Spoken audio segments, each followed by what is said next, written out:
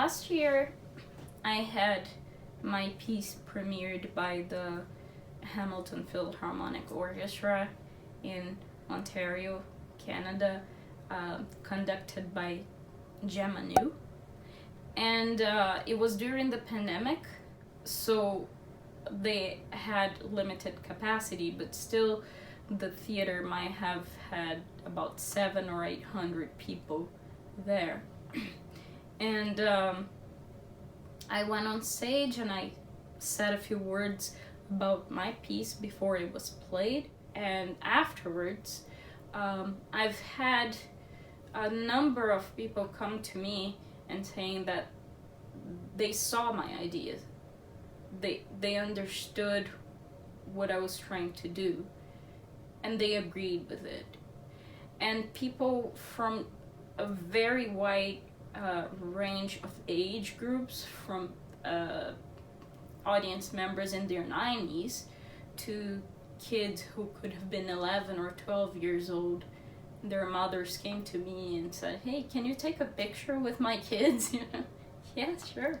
And all because of a piece of music that I wrote, trying to think very deeply about the sounds of an orchestra. Every time I compose a piece of music, I try to write something that I have never heard before in other pieces. So with this one, it wouldn't have been different. I tried to use the orchestra as per where the musicians are sitting, basically, to guide my orchestration decisions.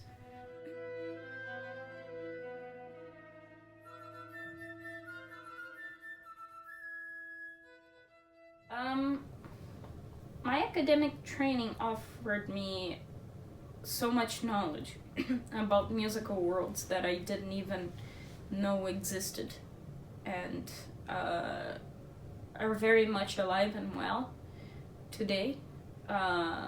It showed me that music can be a lot more than what I once knew it could. With that being said, it doesn't mean that I have to use everything I learned, but once I know who I am as a person, as a composer, I can use my academic training as a tool to express my ideas fluently, again as a language. Furthermore, I have to say that my academic training did not only give me knowledge, it gave me a life. It brought me to a new country. It gave me funding. It gave me a foundation for me to build the life that I have today. A new family that I built in a new country. So it gave me a lot. I'm not sure if I were like a musician or a singer or a songwriter in Brazil, which is my country of birth, that I would have the same social mobility.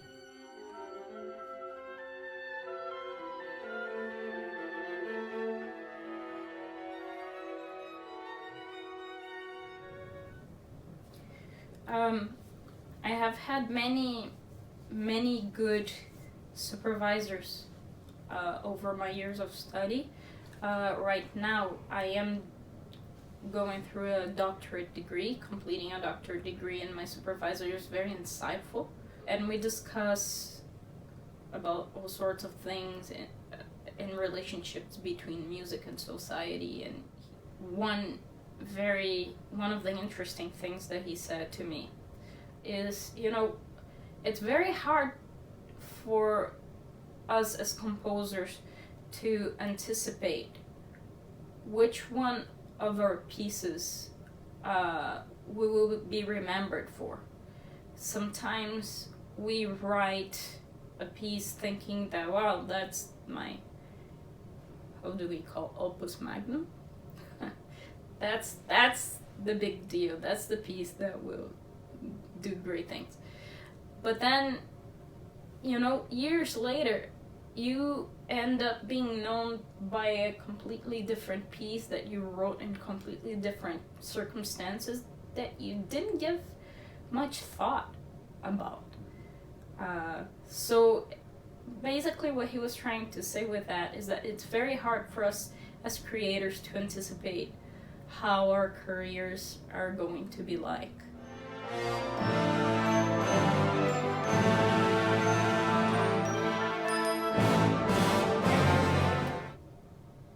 At some point, especially if you were a composer or an artist or a creator, you have had your training, you have learned how to do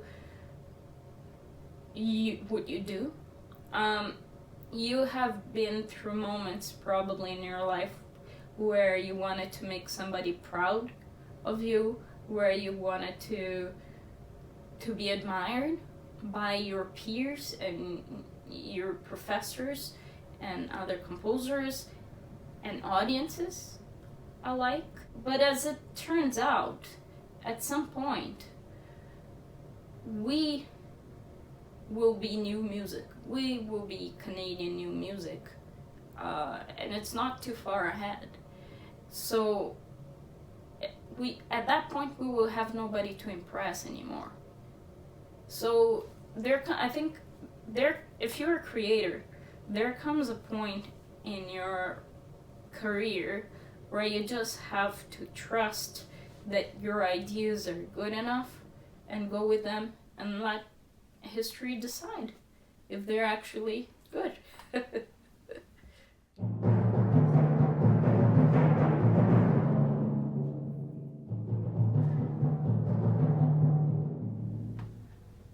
I am a composer, a conductor as well, a composer who conducts, and arts administrator.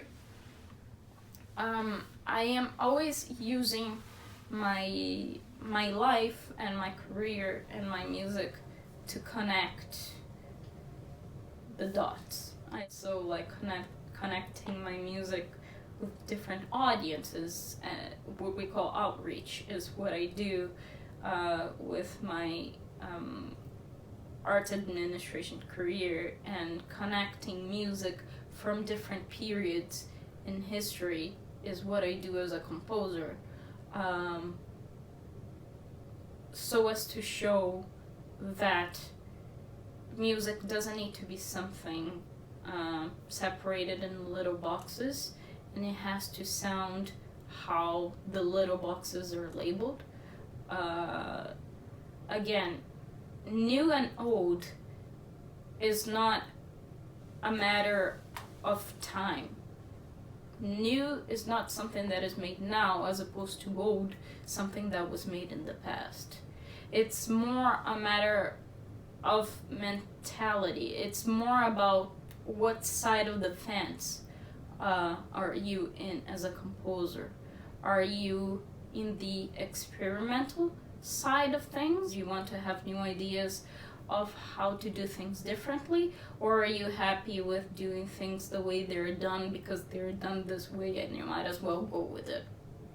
Most composers throughout history have tended to go to the latter side, to the conservative side, basically. But if the side of experimentation and innovation keeps coming back again and again throughout history, it's probably because it has something to say, and we should listen to it carefully.